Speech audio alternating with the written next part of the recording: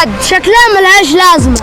يا نهار اسود، هو عبده راح فين؟ ما انا جنبك اهو مصطفى، في ايه؟ جنبي فين يا عبده؟ انت مفيش حد واقف جنبيا. سلامة نظرك، انت عميت؟ لا ما عميتش. اوعى يكون التمثال ده خلاني اختفيت. شكله يا عبده التمثال ده خلاني اختفيت. شكلها التماثيل دي ملعونه. طب انا ارجع لك ازاي دلوقتي؟ لا ما ترجعش يا عبده، انا ادوس على التمثال واختفي زيك. ايه ده؟ هو انا بعمل كده ليه؟ الحقني يا عبده! الحقني!